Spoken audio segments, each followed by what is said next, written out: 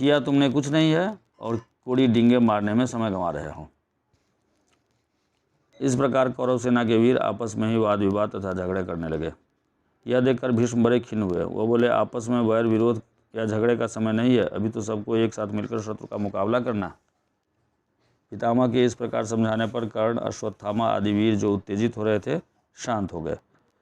सबको शांत देखकर भीष्म दुर्योधन ने से फिर बोले, बेटा दुर्योधन, अर्जुन प्रकट हो गया वह ठीक है, पर प्रतिज्ञा का समय कल ही पूरा हो चुका है। चंद्र और सूर्य की गति, वर्ष, महीने और पक्ष विभाग के पारंपरिक संबंध को अच्छी तरह जानने वाले मेरे कथन की पुष्टि करेंगे। प्रत्येक वर्ष में एक जैसे महीने नहीं होते।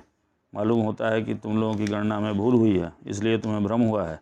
जैसे ही अर्जुन ने गांडीव धनुष की टंकार की थी, मैं समझ गया था कि प्रतिज्ञा की अवधि पूरी हो गई है। दुर्योधन, युद्ध शुरू करने से पहले इस बात का निश्चय कर लेना होगा कि पांडवों के साथ संधि कर लें या नहीं।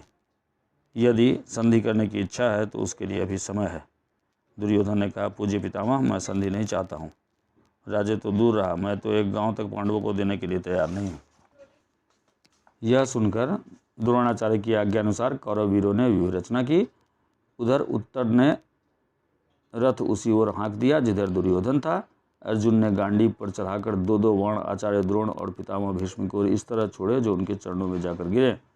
इस प्रकार अपने बड़ों की वंदना करके अर्जुन ने दुर्योधन का पीछा किया। अर्जुन को दुर्योधन का पीछा करते देखकर भीष्म आदि सेना लेकर अर्जुन का पीछा करने लगे। अर्जुन ने उस समय अद्भुत रण कौशल का परिचय दिया। पहले तो उसने कर्ण पर हमला करके उसे बुरी तरह से घायल करके मैदान से भगा दिया। इसके बाद द्रोणाचार्य की बुरी गति होते देखकर अश्वत्थामा आगे बढ़ा और अर्जुन पर बाण बरसाने लगा। अर्जुन ने जरा सा हटकर द्रोणाचार्य को खिसक जाने का मौका दे दिया। मौका पाकर आचार्य जल्दी से खिसक गए। उनके चले जाने के बाद अर्जुन अब अश्वत्थामा पर टूट पड़ा। दोनों में भयानक युद्ध होता रहा। अंत में अश्वत्थामा को हार माननी पड़ी।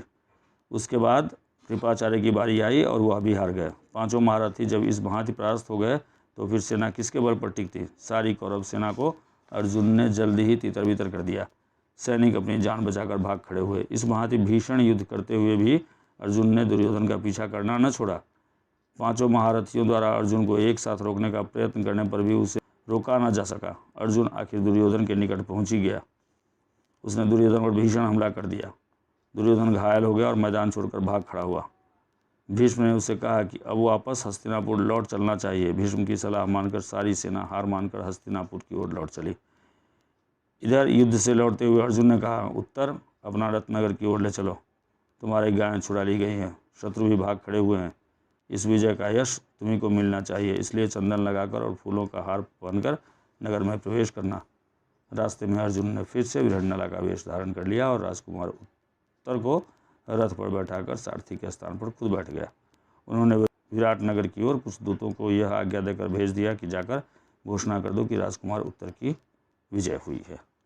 ठीक है बच्चों, तो ये था महाभारत होने से का पहला युद्ध अर्जुन और कौरवों के बीच।